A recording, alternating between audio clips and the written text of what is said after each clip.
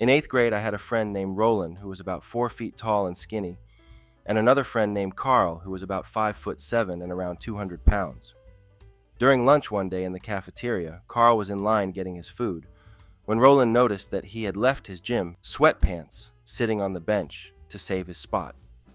So, Roland put on these sweatpants of Carl's over his own clothes, pulled them up all the way over his head, and tightened the drawstring, and then proceeded to walk around with them like this. Carl saw it and ran to catch Roland, who kept evading him. We all had tears in our eyes from laughing as Carl chased his own sweatpants around the cafeteria.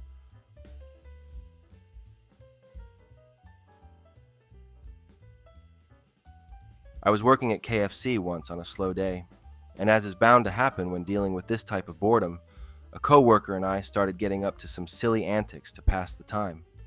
We eventually started throwing Arnold Schwarzenegger impressions at each other. I eventually shouted a little too loudly, "Get to the chopper!" when suddenly a random customer's voice comes from the far side of the dining room and around the corner. "Get down!" Coworker and I had a good laugh at that perfect response.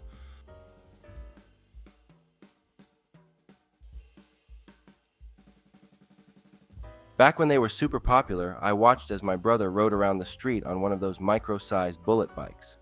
He thought he was such hot stuff.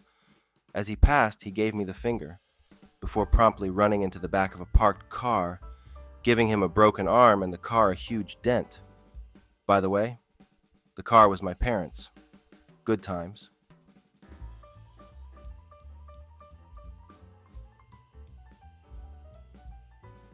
Once back in college, there was an ice spot on the walkway outside our dorm covered in a light dusting of snow.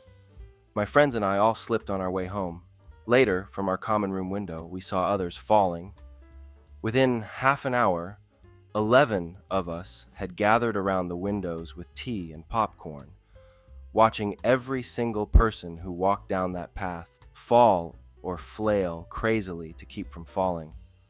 One time, a really tall guy wound up doing a chicken dance for about 7 feet, but managed to stay upright.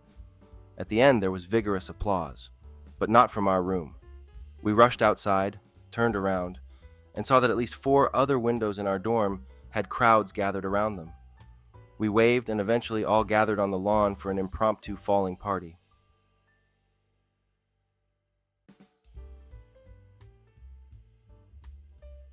In high school chemistry, we used to play what we called the plunger game during homeroom. We'd toss a plunger in the air for various numbers of rotations and try to have it land stuck to the floor. One day, as the tosses were getting a bit extreme in the high-ceiling lab, one guy tossed it a bit too high and it landed on top of one of the light fixtures, which was amusing enough in itself. Later in the class, we were back in the lab.